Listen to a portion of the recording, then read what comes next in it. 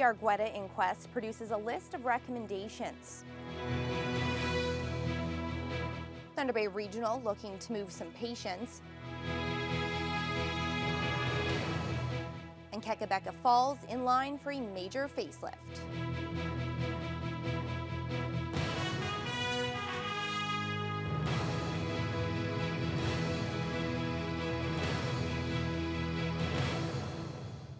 Good evening and thank you for joining us. The inquest jury examining the death of a young Thunder Bay construction worker has released 9 recommendations aimed at preventing similar tragedies in the future.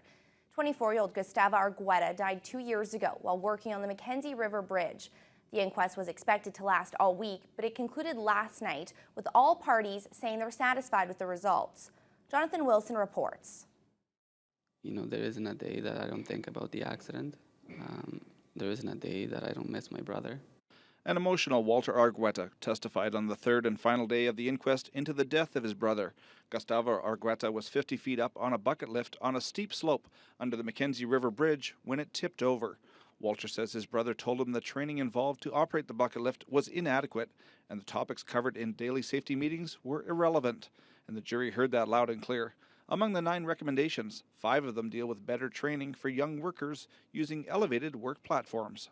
I think that there was a general consensus that if training had been better for this young man, had he known and appreciated the risks that were associated with the job that he was doing, that in fact he would not have put himself in that situation of danger, or had he found himself suddenly in that situation of danger, he would have been able to better extricate himself. Members of the Argueta family say they were originally reluctant to take part in this inquest and relive the tragedy.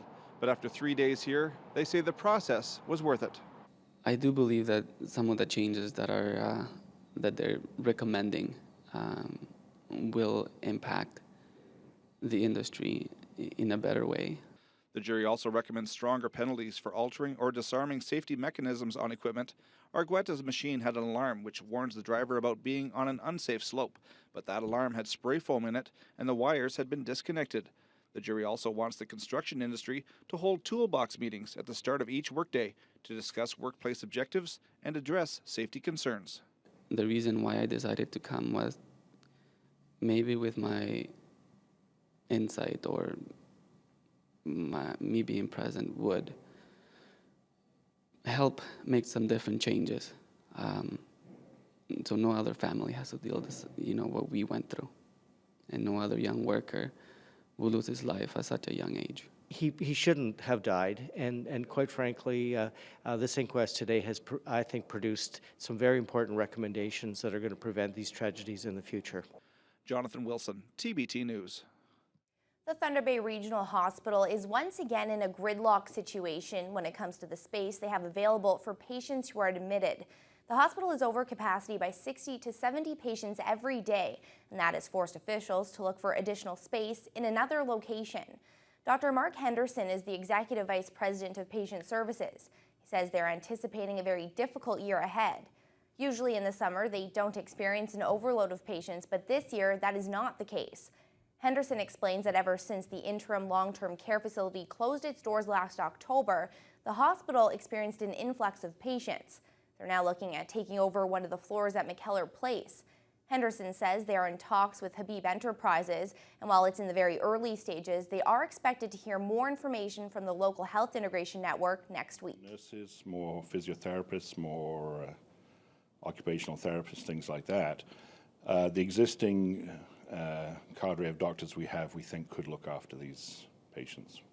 I mean, they're already looking after them now, right? But in alcoves and sunrooms and places like that.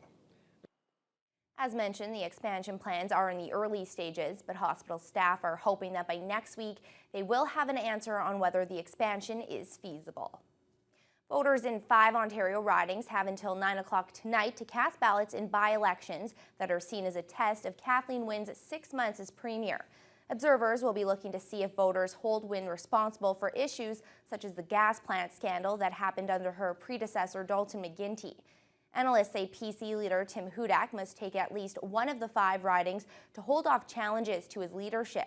The New Democrats are widely expected to take a Windsor riding. Wynne's Liberals will still lead a minority government regardless of the outcomes of the by-elections. A motorcycle and a car collided today in front of Grandview Mall, right around the lunch hour. Ambulance and fire crews were called to the scene. The man driving the motorcycle was taken into the ambulance, but was released soon after with some minor scratches. The driver of the car was not injured. An investigation into the incident is ongoing, and there is no word on whether any charges will be laid. Meanwhile, Thunder Bay police have now laid charges following a two-vehicle collision at the corner of Algoma and Covette Streets yesterday. A pickup truck and car collided during the lunch hour, resulting in the car being pushed over a sidewalk and into a yard. Police say the driver of the car, a 48-year-old woman, has been charged with a stop sign violation. In other news, Thunder Bay fire investigators say they'll likely never know the cause of a major house fire in Westfort.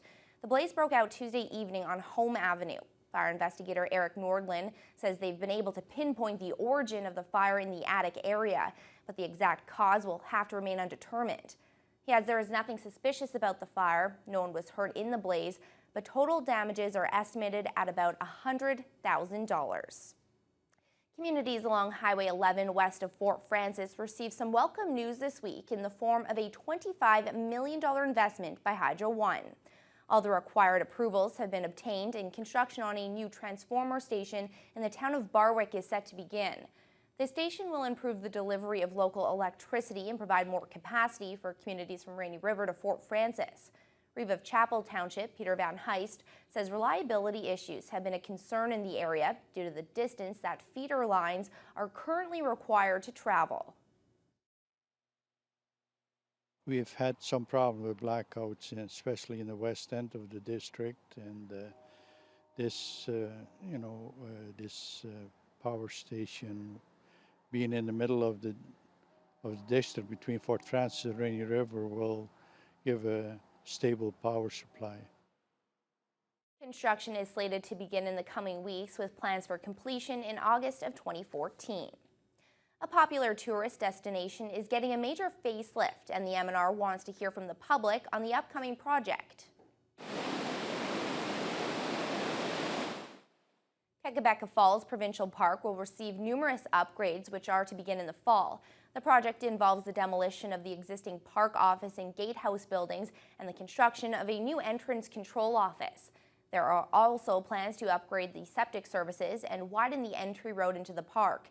The entrance to the main parking lot will be moved, and the surrounding area will be finished and restored. The public is being invited to provide their input during a 30-day comment period ending August 31st. Drivers from the Northwood area are once again dealing with long waits and traffic jams along William Street. It's due to the ongoing construction at Golf Links and the Harbor Expressway. The latest closure of the turning lanes is forcing hundreds of drivers to use William Street and Balmoral to access other parts of town. Nate Jones spoke to some of those frustrated drivers today to see how they're coping. Crazy. Hasn't been too bad today. It's terrible. Terrible. Crazy, not too bad, or terrible. Whatever you want to call it, the Golf Links Junot Corridor project is moving along. But for some people, it's not moving fast enough. Construction needs to end. It's quite congested. It's very difficult to make a turn. Other people have suggestions on how to capitalize on the high traffic and long wait times. You should be selling burgers and hot dogs along here. You make a fortune. It might be a little late for this reporter to start a fast food career on the side of the road, as the closure will be short-lived. Late next week, the intersection will open again after it's been repaved. Most of the drivers agreed that this project is necessary for the city, and some even have a few suggestions. I think they could be a little more organized when they do a job, like do a job and finish it off, not pissing around all over the place. That's what I find. We know it has to be done, but sometimes they'll take and start one and then go somewhere else. Projects like these create jobs and eventually give the city a better route for motorists to use. It seems it's all how you look at it. Not horrible, but, just gotta be patient. This part of the project will wrap up at the end of next week, and it is said to be the last disruption to the expressway. Phase 1 is expected to be completed in November. Nate Jones, TBT News. Well, it looks like Trans-Canada Highway drivers between Nipigon and Thunder Bay will have to make sure they've got enough fuel in their tanks for the trip. As of last week, the 110-kilometer stretch of highway no longer has any gas bars directly along the route. Just 2 years ago, the highway had 4 gas stations between Thunder Bay and Nipigon, but 2 of those businesses were purchased by the province and demolished to make way for the new 4-lane highway. Pass Lake Corner service was removed in late 2011, and the Canyon Country service station in Dorian was taken down soon afterward. Meanwhile, Crystal Beach Variety is no longer located along the highway. Instead, it's about half a kilometer south of the new 4-lane section, which opened last week. And the Pass Lake truck stop was supposed to reopen in late 2012 following some major renovations, but it remains shut, and officials with the Ministry of Transportation say they do not know when or if it plans to reopen. Any new developments along the 4-lane highway are subject to MTO land use and entrance permits. The ministry says there are many crossroads along the highway where a gas bar could be set up, but as of right now, no such projects have been announced. Well, despite the wettest July in over 15 years, the Summer in the Parks concert series continues to be a hot spot on Wednesday nights. Organizers say they've lost only 1 show because of rain, and another had to be shortened. But people continue to show up and enjoy themselves no matter what the weather. Matt Scooby has more. Armed with their lawn chairs and umbrellas, another huge crowd turned up at Marina Park on Wednesday night for Summer in the Parks. Festivals and events coordinator for the city, John Paul DeRover, has been organizing the concert series for the past 4 years. Even with the lousy weather, he says people have continued to show up in droves. The event keeps growing. It's something that we've noticed over the past few years. We keep saying, oh, 2,000 people a night, 3,000 people a night. Now it's 4,000 people a night. The event's been growing, and even on nights when there is poor weather, you still have a lot of people showing up at Marina Park, ready with their umbrellas. It's great. On top of the music, the event features children's activities, concessions, and a community group area. Everyone who attends usually finds something to enjoy. We're here with the camp, and we got told to come here, and it was a wonderful surprise. We didn't even know we were coming, and kids have had a blast. We've been enjoying the music, dancing, started with Zumba. Everyone's getting their faces painted. It's wonderful. I got my face painted, and it's great. People, music, everything. It's nice to go. It's nice to be here. Well, we always find the music pretty good. I like blues and that. It's nice around here. They got the food and everything else, and it's good. The beautiful view of Lake Superior, the Sleeping Giant. We got an amazing place. It's an amazing opportunity for people to get out and mingle and meet their friends. So that's what I'm here for. On top of all of the activities, DeRover says the local artisans market has exploded.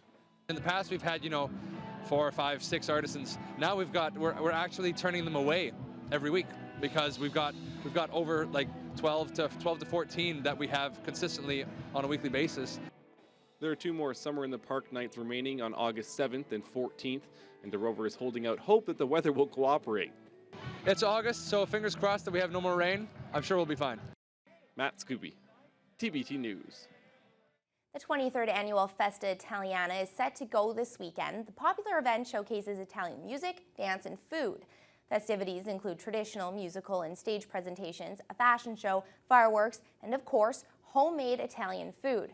Festa Chair Benny Melchiore says visitors can get a taste of Italy without leaving our city. We have different dishes from different parts of Italy, different region. See, we have to understand when we talk about Italian culture, we're not talking about one culture. Italy, it's made of 21 regions, and we all have a different culture and different traditional and specialty dishes from each part of those regions. So it's nice so you can travel all Italy without leaving Thunder Bay. The event runs Sunday and Monday, and patrons are encouraged to bring lawn chairs. A draw for a trip for 2 to Italy will be held Monday night at 10 o'clock. Well, turning to weather, earlier in the news hour, we heard about Summer in the Parks, Festa Italiana, and we had thunder in the air. And with the Canadian Senior Little League Championships continuing tonight at Baseball Central, is that going to impact the scheduled game tonight? Well, there is a slight possibility. That's because it's been very uneven across the region. If we take a look at what happened, you can see little areas of showers popping up throughout the region. It is clearing out in some cases, but you can see there's potential for more very short-lived pop-up showers and even a slight risk of a thunderstorm. But despite all of that, we did hit a high of 21. The Humidex topped out at about 26 for about 5 minutes during that thunderstorm. The rest of the time, It wasn't too humid in the region with the winds from the north-northwest. But at this hour, we've got kind of a mixed bag. So we've had some clouds roll into Red Lake, temperatures at about 16. Then we hit the low 20s for Sioux Lookout, Dryden, Fort Francis, Upsala, and yes, Thunder Bay at this hour, we're at 20 Celsius. We've got mainly cloudy conditions, a few sunny breaks in Greenstone and towards Sault Ste. Marie. Partly cloudy skies. Definitely a cool day on the lake for Marathon at this hour. Tonight, Thunder Bay will stay in the double digits, but drop down to a low of 11 Celsius. And there are those partly cloudy skies with a passing shower.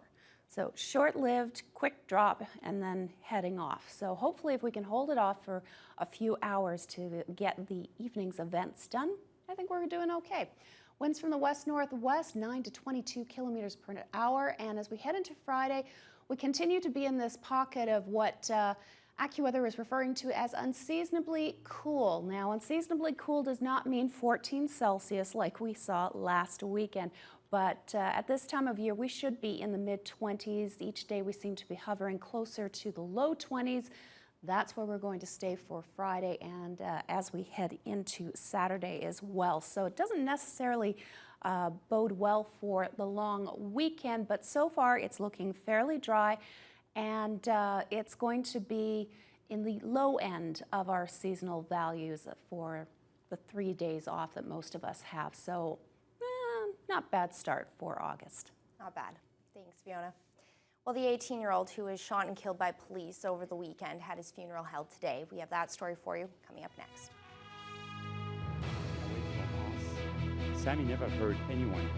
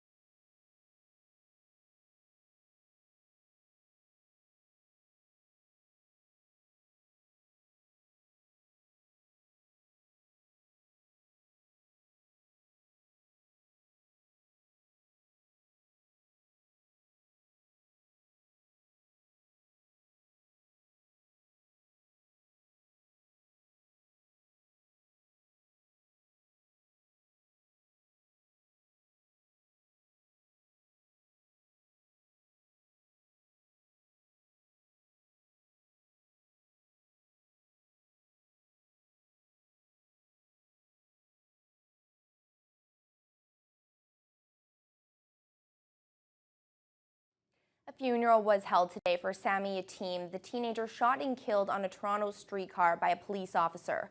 Ron Charles reports.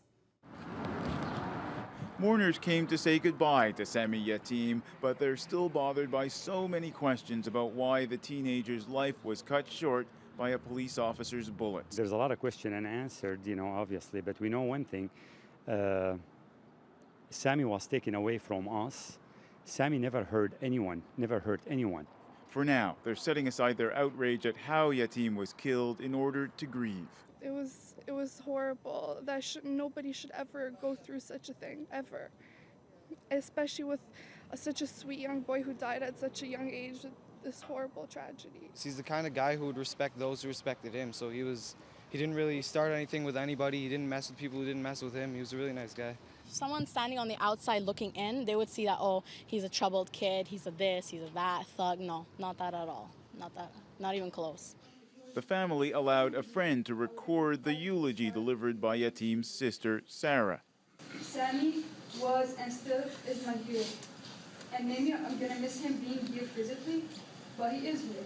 For Willie Riodica, attending Yatim's funeral was particularly difficult. His son Jeffrey was shot and killed by police 9 years ago while officers were restraining him, saying he had a knife. My son was shot 4 times. Now it's 9 times. Probably another occurrence could be 20 or 50 times. What are they doing? Our youth is our future, and then they're killing our youth. Mourners walked the hearse carrying Sammy Yatim's coffin right to the street to say their final farewell. Ron Charles, CBC News, Toronto.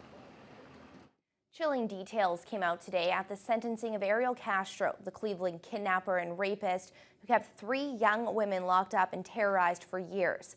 Keith Bogue has the story and a caution some of the evidence is disturbing. Ariel Castro sat handcuffed, shackled, and listening as witnesses testified for nearly 3 hours about the crimes he'd committed and the harm he'd done to the 3 women he'd held captive for so many years. It began with the police, who described the day they rescued the women in Castro's house. She literally launched herself into Officer Espada's arms. He legs, arms, just choking him, and she just kept repeating, "You saved us, you saved us." Then the emergency room doctor who first treated the women after their rescue. All 3 of them did relate to us that they had been sexually assaulted. All 3 of them related to us that they had been held prisoner in this house for several years against their will. Investigators testified about what the women had told them. Michelle Knight, the first kidnapped. She had been pregnant on several occasions in the house. Ariel Castro terminated her pregnancies. This was done by starving her, feeding her rotten food, kicking and punching her in the stomach. They showed photographs of the squalid conditions of the Castro house and the heavy chains and locks used to restrain them. Michelle Knight was the only victim who was in the courtroom, and Castro seemed to try to catch her eye. She spoke to the court, and she spoke directly to Castro. Now your hill is just beginning. I will live on. You will die a little every day. Castro also spoke to the court and presented himself as a victim. I'm not a monster. I'm a normal person. I am just sick. I have an addiction. He said many things that were plainly outrageous. Most of the sex that went on in the house, and probably all of it, was consensual. He did apologize to the victims and their families. I am truly sorry. But he also said he was a victim too, that he'd been sexually abused as a child. The judge thanked Michelle Knight for her restraint while listening to Castro. And then he added up the guilty pleas and their sentences and sent Castro to prison for the rest of his life. Keith Bogue, CBC News, Washington. The man at the center of the NSA surveillance leak may have a new home. Edward Snowden finally stepped on Russian soil today. He's been stuck in the transit zone of Moscow's airport for the last month. Russia has granted Snowden temporarily asylum on the condition that he stops leaking U.S. secrets. Snowden's lawyers say he accepts the terms. Meanwhile, the U.S. wants Snowden sent back home to face espionage charges.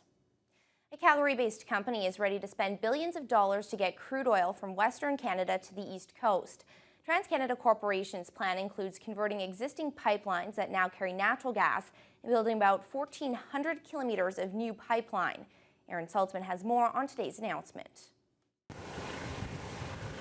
It's a multi-billion-dollar project the company behind it calls historic, evocative even of the fabled last spike.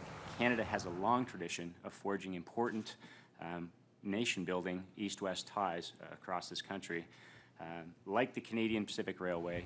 Like the CPR, the Energy East pipeline would cost a fortune and generate its share of controversy.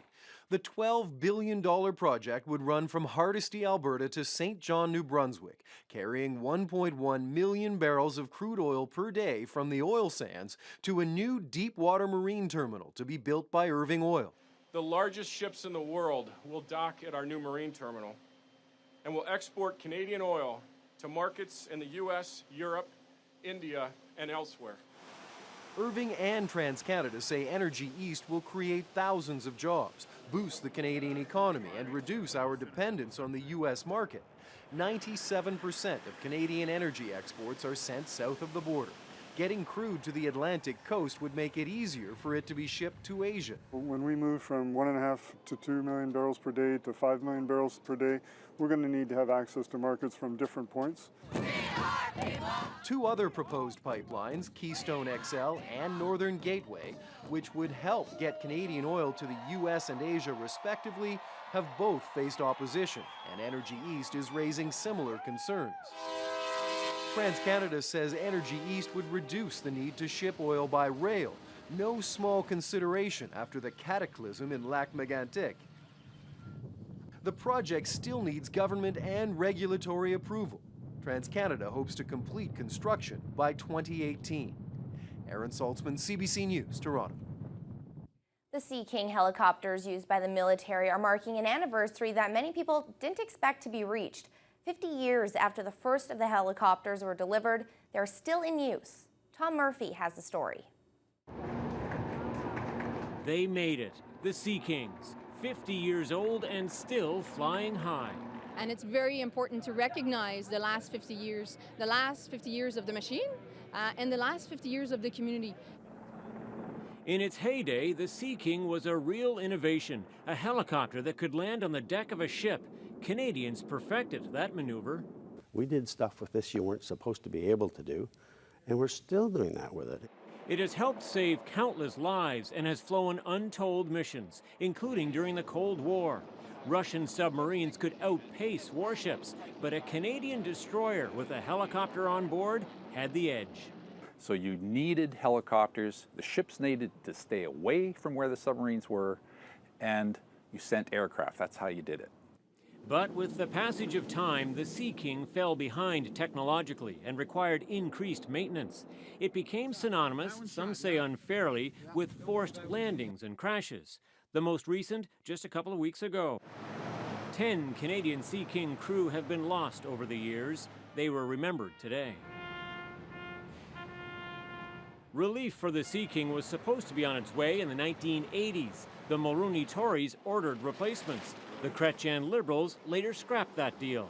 Then in 2005, the Martin Liberals ordered Cyclone helicopters, and they still aren't in service.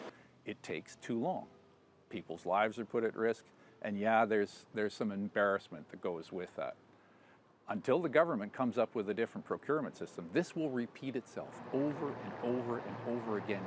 So on this day, the question is, how many more birthdays will the venerable Sea King celebrate? Tom Murphy, CBC News, Halifax. Let's take a look at today's market numbers. In Toronto, the TSX jumped 107 points to 12,593. The Dow Jones soared 128 points to 15,628. And the Nasdaq was up nearly 50 points to 36.75. The Canadian dollar down 7/10 to close at 96.64 cents US. Gold slipped $1.80 to $1,300 an ounce. And crude rose $2.86 to $107 per barrel.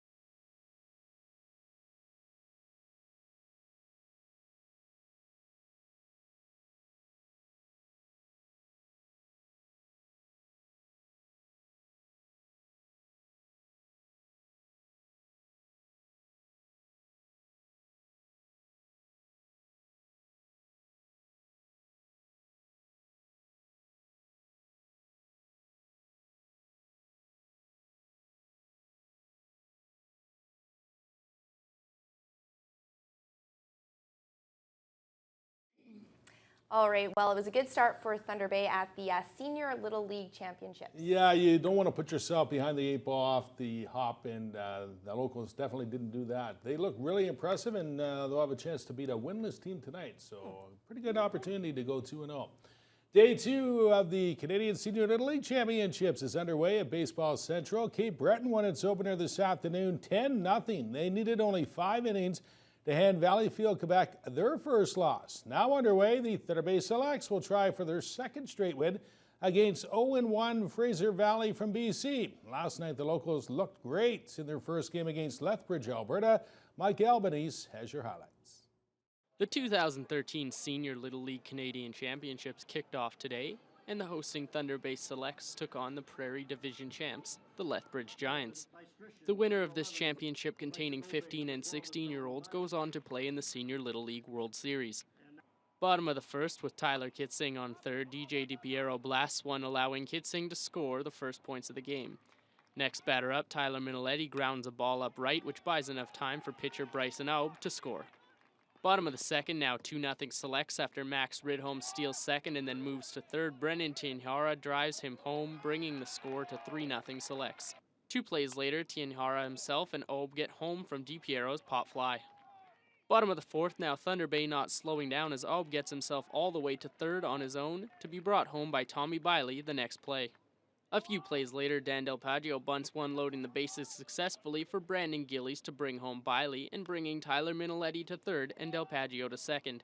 Next play, Ridholm gets himself out but drew enough time off to allow Miniletti and Del Paggio to score, ending the inning 10-0 Thunder Bay. Top of the fifth, the Giants finally have an answer for the Selects as Jesse Werfel gets home from Logan Ramsdale's line drive out left. Next batter up, Noah Postman lines one out right, now bringing home Dane Conway and Ramsdale to make the score 10-3 Thunder Bay. The Giants couldn't find any more answers for the Selects though, as both teams put up one more run each, ending the game 11-4.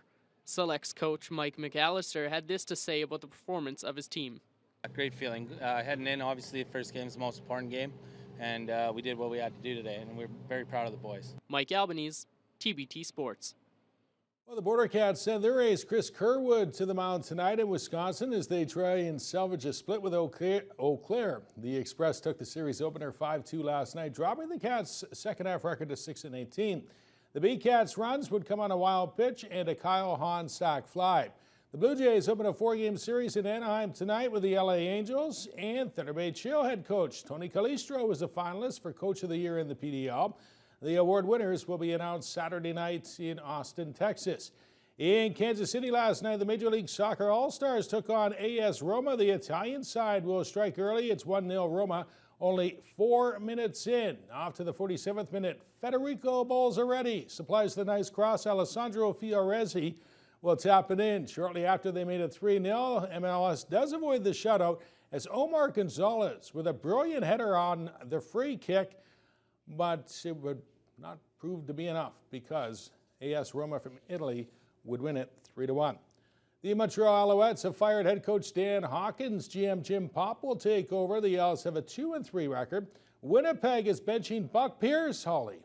They're making Justin Goltz their new starting quarterback for the rest of the season. All he says about time. Bombers head coach Tim Burke is under fire over comments he made on his weekly radio show. Burke says he thinks the team should hire a consultant to assess the team's coaches to find out what they're doing wrong. The Bombers take a 1-4 record into BC Monday night. Now, don't blow this out of proportion because it's not, That is easier said than done, especially when fans are looking to Burke for answers to the struggles of the Bombers and then hear him suggest they may seek outside help from a consultant to examine what he and his coaches are doing. What that means is somebody to look at our defense, somebody to look at our offense. Just, tell us what you're seeing, what do you think an opponent's thinking when they look at us? And Burke pointed out this isn't a new idea. In the NFL, they do it all the time. A defensive coach, Burke plans to get more involved with that side of the football when the players return to practice Thursday, especially with the secondary unit that has been shredded the last 3 weeks. And he's losing his patience as the errors are being made by veteran players. Well, if it was a young guy making a mistake, you'd probably be patient, but if it's a veteran making a mistake, you know, and they've been through this, you can't let it go. I don't want to get into why it's going wrong, but because I don't know why it's going wrong, and I'll ask them why, but we're just not going to stand for it. Burke added that defensive back Jovan Johnson is doubtful for Monday's game against the BC Lions because of a hamstring injury. And who starts at quarterback between Justin Goltz and Buck Pierce is also a question mark. Well, we don't know. He's listed as questionable this week. He's got an ankle. Buck's still listed as injured. So, heck, you might see Max Hall this week. A staple of the August long weekend is the Strathcona Invitational. Senior and Super Senior qualifying goes Friday. Play will tee off on Saturday. It all wraps up on Monday. Robert Cumming is the defending champ. And now we'll introduce you to Peter McLeod, Canada's best airplane racer who travels across the country putting on quite the show. Every time Pete McLeod straps into his aerobatic aircraft, it's just another day at the office. There are loops, spins, and other gravity and death-defying moves. While his airplane may run on oil and gas, his body runs on another type of fuel. How many of those Red Bulls do you have to kick back before a show? I've usually got some running through me before a show. It's a workout up there, so a little boost helps for sure. And it's vital he gets that boost when he's above English Bay on Wednesday night. The toll on the body, mentally and physically, will be enormous. Let's just say it'd be the equivalent of an intense boot camp workout. 10 minutes in the air is 3 hours in the gym for sure. Physically and mentally? Yeah, both, yeah, for sure. The focus required as well as the physical aspect to keep that endurance up and keep the airplane moving. I like to fly in a high energy show and keep things going constantly without too many breaks. And yeah, you've definitely got to have some endurance for that. McLeod was born to fly. His first flight when he was just 6 weeks old in the family plane. He received his pilot's license before earning his driver's license at the age of 16. In 2009, he started racing on the Red Bull circuit, becoming the youngest and first Canadian to do so.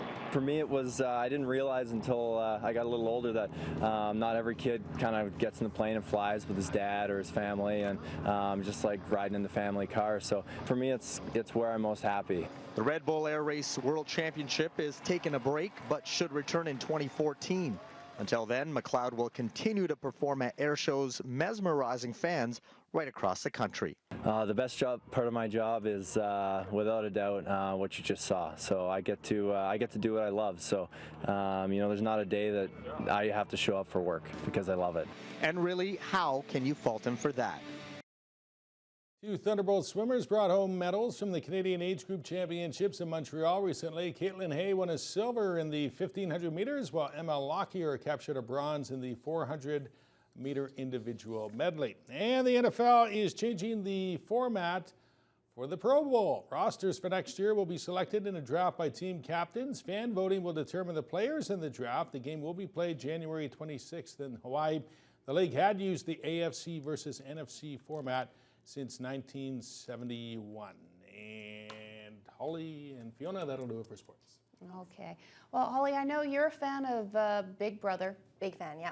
Unfortunately, I've let loose on your dirty little secret. That's okay. She's proud of it. I'm not ashamed of it. Well, good news. You can get another dose of it tonight.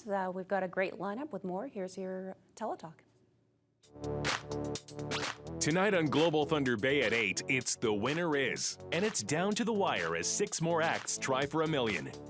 Then at 9 on Big Brother, it's time to say goodbye to someone with tonight's live eviction. And at 10 on Rookie Blue, bones discovered in a ravine reopens an old missing persons case. Over on CKPR Thunder Bay at 7:30, visit Britain's craziest neighbors on Coronation Street. At 8, The Nature of Things takes you to the cutting edge of the world's energy and climate solutions. Then at 9, we look at life after the Cold War ended on Love, Hate, and Propaganda, The War on Terror. And at 11:35, George talks with television and radio journalist Carol Off. Teletalk is brought to you by Points, the traffic ticket specialists.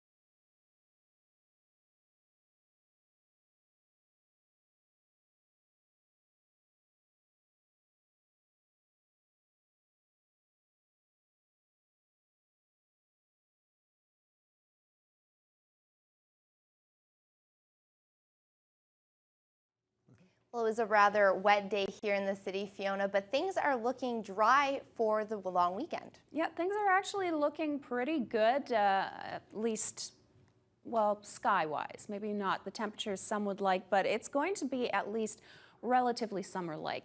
Today, we hit a high of just 21. Normally at this time of year, we see highs of about 25, 26. Well, with the humidex, it felt pretty close to that for about 5 minutes. But unfortunately, that was with a brief thunderstorm around 4 o'clock this afternoon. Winds were from the north-northwest at about 34 kilometers per hour is what we saw during the storm, but the rest of the time down to low double digits for most of the afternoon.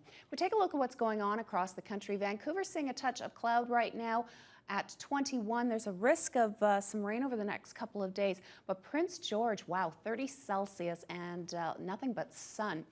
Edmonton currently at 22. They've seen a touch of cloud move in, and Calgary, well, continuing to be fairly cloudy and a little on the cool side. Southern Saskatchewan, nice and consistent temperatures. We've got matching temperatures at 23 and fairly similar skies. Winnipeg continues to see pretty gusty conditions from the northwest. They're currently at 21. As we head into Toronto, currently at 23 under mainly cloudy skies, a few clear spots, but there are possible thunderstorms for tomorrow. So I have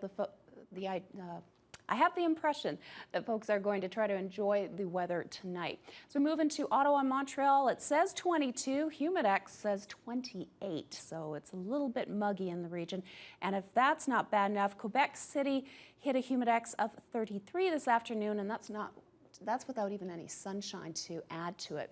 We head into the Maritimes, very consistent again as well. Lots of sunshine, 25 for Fredericton and Charlottetown. Halifax at 22.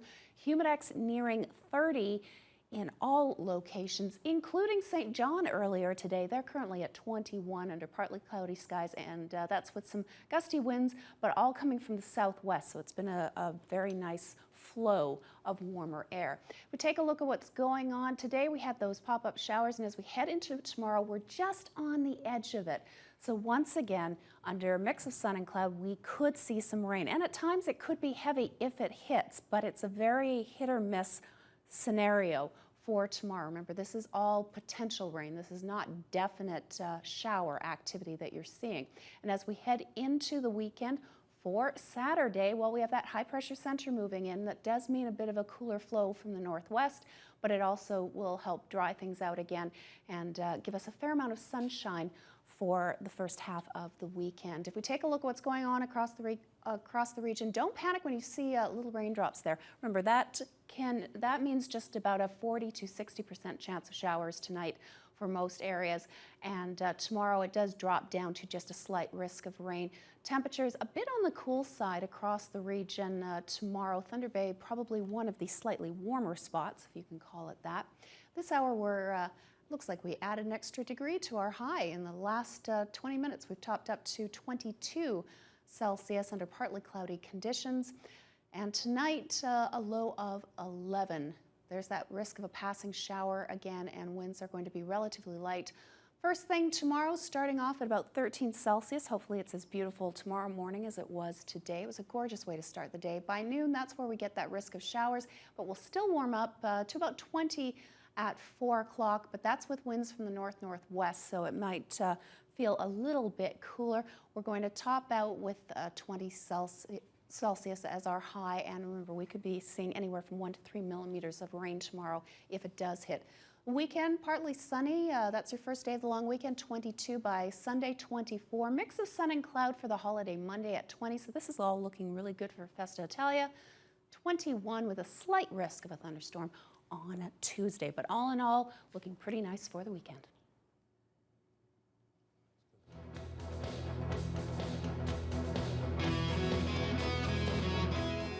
Dealing with serious health scares is one reason Canadian doctors are well paid. But are they overpaid? A new report suggests our physicians make about $300,000 a year. As Shirley Angle reports, we all want to keep our doctors happy, but is the price too high? They're on the front lines of the healthcare debate in Canada. Yet a massive hike in doctors' pay over the last 15 years went largely unscrutinized until the economy fell ill. For us, it was in the order of 35 to 40% in real terms. In other words, in over and above the effects of inflation. That's 4.5 times what the average Canadian worker makes. I wish I was a doctor. According to a new study, it's due to rising fees and overblown fears of a doctor shortage or brain drain. You want them happy. They have big responsibilities. The Canadian Institute for Health Information says the average physician made $307,000 by 2010. It varies by province. Alberta and Ontario pay the highest, Quebec and the Maritimes the lowest. When it gets to the stage where the sense is that incomes are so high that it is pushing up the cost of overall health care, those organizations bear some responsibility for saying, listen, as a self-regulating profession, it's up to us to ensure that Canadians get adequate health care at a reasonable cost. The Canadian Medical Association refused our request for an interview on why doctors' pay is justified, as did several provincial associations, which negotiate physicians' contracts with provincial governments every few years. A spokesperson pointed out the numbers aren't actual take-home pay. Doctors have overhead costs like insurance, equipment, and staffing, never mind med school debts.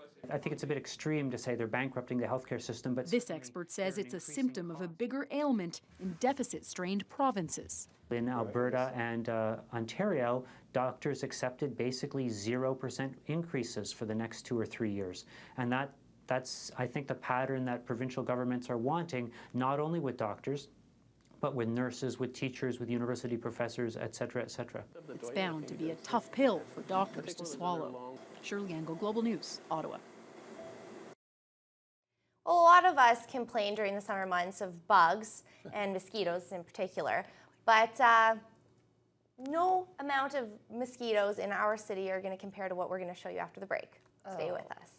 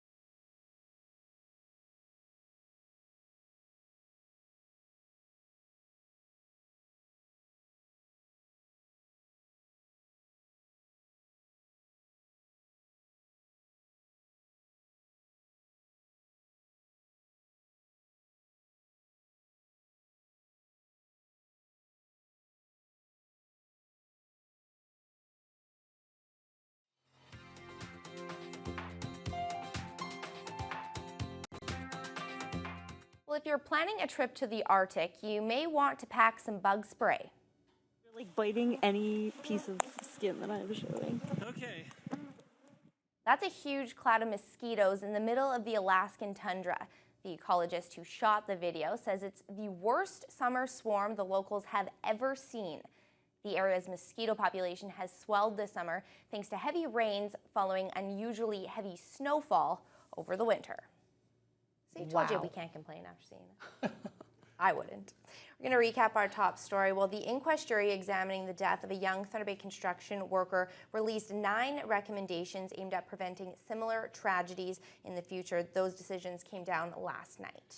And the Canadian Senior Little League Baseball Championships continue at Baseball Central. A game that is now underway features the locals, the Thunder Bay Selects. Are going for their second straight win against Fraser Valley, BC. Matt Scooby will have highlights of that one for you coming up later on.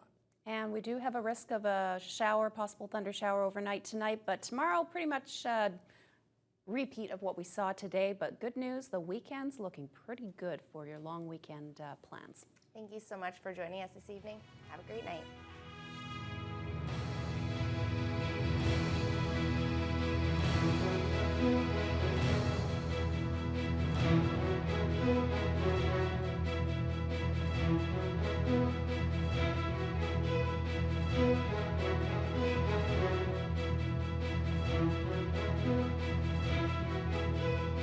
Thank you.